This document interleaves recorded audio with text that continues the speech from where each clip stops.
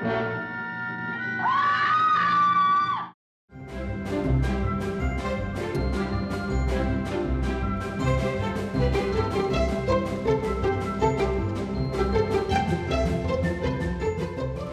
is a story of a holiday, one of the nicest days of the year, Thanksgiving. It's an orgy of food that's, there's way too much food. We always did the traditional turkey and all that, stuffing and mashed potatoes. The turkey would be either really fantastic, which it never was, or dried out, and you talked about that throughout the meal. Oh, I'm sorry, it's so dry. Oh no, it's really good. I got a moist part. I do remember that my mother always made sweet potatoes with marshmallows on top, and I would just eat the marshmallows. And sweet potatoes back then were the only kind of potatoes I didn't like. There's always the green bean thing, which is weird. But now I actually like sweet potatoes, so I've changed my position on sweet potatoes through the years. Thanksgiving always meant a fantastic day of TV. It started with the Macy's Day parades and all the parades. Like, you could watch parades all morning long, starting with the Macy's parade and ending with like whatever the Christmas parade was in Los Angeles. So it would sweep the country. But then they'd also premiere new series they were trying to roll out. And it was a really big day if you're a kid watching TV.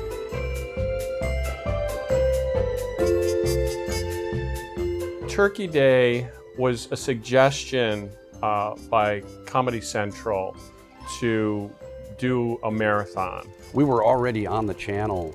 I think at our peak we were on 24 hours a week. And it's like, to do a marathon was like, well, we were a marathon. We're stuck in outer space, forced to watch really bad movies or turkeys. And on Thanksgiving, you eat turkey, hence Turkey Day. Get it? Way to belabor a pun, Joel. The idea of a Turkey Day Marathon, our movies are bad movies, so they're turkeys. And it came from them, and we were thrilled because we saw it as really like this vote of confidence, like, people like your show enough that we're gonna show, back-to-back episodes. It did coincide with the birth of the show. November was sort of the typical, when we had started at KTMA, so that always became the anniversary. And to do something special at Turkey Day seemed to make sense. And so we had a brainstorming session about it, just, like we always did every week, coming up with ideas for sketches to do between the movie. It was an experiment. We didn't know it would work. We didn't know people would care about it, or they would actually, stop watching the Detroit Lions play football and watch our bad movies, So it was a big experiment. So obviously we didn't put a real lot of resources into it. We did wraparounds and we did intros, and we kind of let them know that they were watching the Turkey Day Marathon on Comedy Central. Hey, you're watching Comedy Central, it's Turkey Day, and you're watching Pod People. Look at him, he's all tripped up on L-tryptophan. Why didn't it affect you? I don't take L-tryptophan, I am L-tryptophan. It was a day of just doing sketches, a lot of little sketches. And they weren't that much more complicated than host segments. So it was really just doing more of what we'd already been doing. Crow's dressed like a turkey. Tom's dressed like a pilgrim. We're just doing, it's like the end of our production day, and we just knocked them off. Like, we did it in like 20 minutes. You know what I mean? We had the prop guy build some stuff, and we just did it. It's always happy. Happy Thanksgiving. Jack! TV's Frank. Jack. How are you? Oh. In the case of Jack Perkins, he at the time he was on the A&E network all the time, hosting Biography, which we all watched, and we were all very charmed and enjoyed his kind of style, which was very much his own. But we all were fascinated by this guy. It just seems like such an odd character to pull out of what was available on cable at that time. I think it was love in the time of cholera, that magical word. No, Jackie, it was the general in his labyrinth. Plant guy, you are right. I was naive at the time. I didn't realize how special it was that They really gave us complete creative control over everything and didn't interfere with our creative process. It was like, I think the most we ever collaborated with Comedy Central on the show, and the most successful collaboration we had together.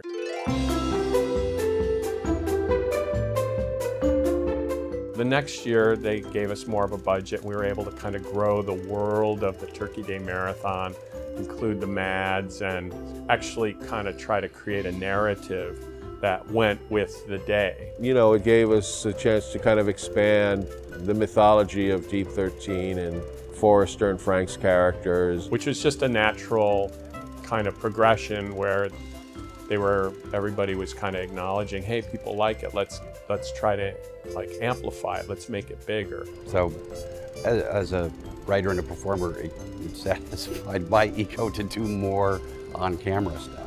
And that's all I was really concerned about. As far as host segments go, it's some of my favorite stuff that we did. Until we'd finally pissed the channel off and they didn't want to use us anymore. And then they brought in Adam West. Serving up 28 hours of Mystery Science Theater 3000 turkeys.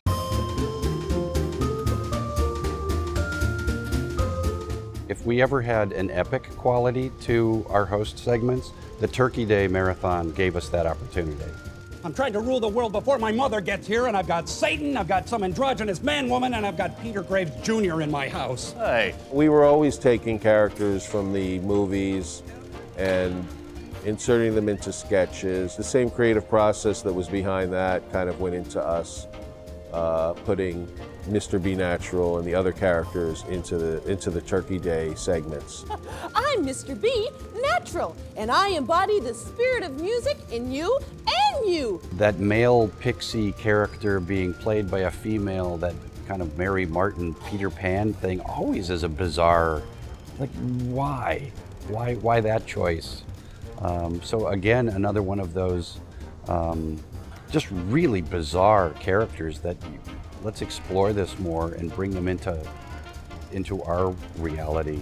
Cut it out. Don't do that. You know what happens when you do that to me? Don't do that. Don't do that. Don't do that. Mike did such a great characterization, and taking Jack Perkins into a very dark area where he just keeps getting sloppier and sloppier, and finally goes after Mr. B Natural, but just plants a big old smooch on him, on her.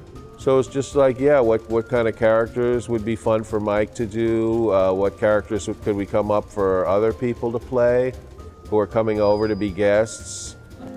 Could it be? Oh, it is Michael Feinstein. Oh. Well, Mike is such a great musician, and he makes a great Michael Feinstein. He probably wouldn't want to admit that, but he's a good-looking Michael Feinstein and a great piano player. So it was fun to have that to play off of. And for some reason, Forrestor was rather like attracted to Michael Feinstein. So whatever that means. Bees do it.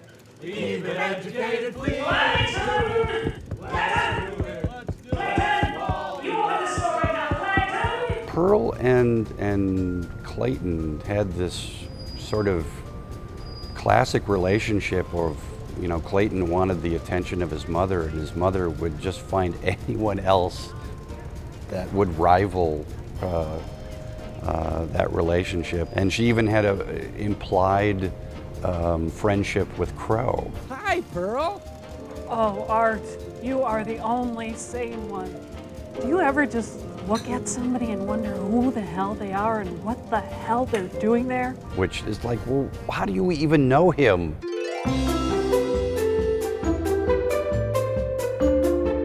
Frequently, people tell me how much they love the Turkey Day Marathon, and it was a big deal for them. And I think when the show went off the air, you know, they missed the show and they missed the Turkey Day Marathon. I don't know if we're mashed potatoes and gravy. That's a little more traditional.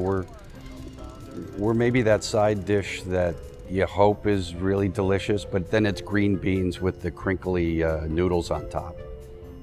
That's what we are. We're green beans with crinkly noodles.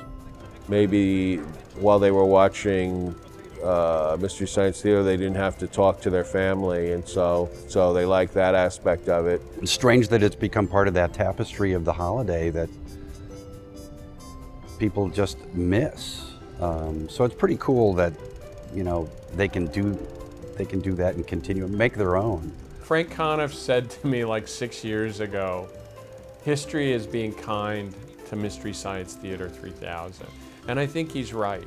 About a year ago, we were approaching the 25th anniversary of MST, and I was thinking, man, it seems like it'd be a natural thing to go back and maybe do the Turkey Day Marathons, you know, show Mystery Science Theaters and do wraparounds again.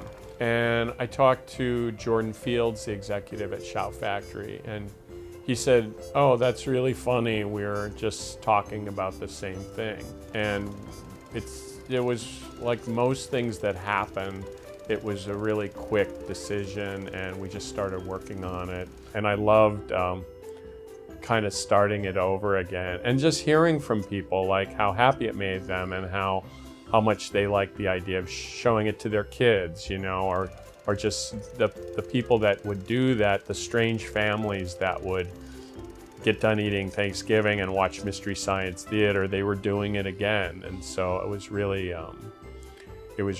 great, and it felt really good that people still wanted that to happen.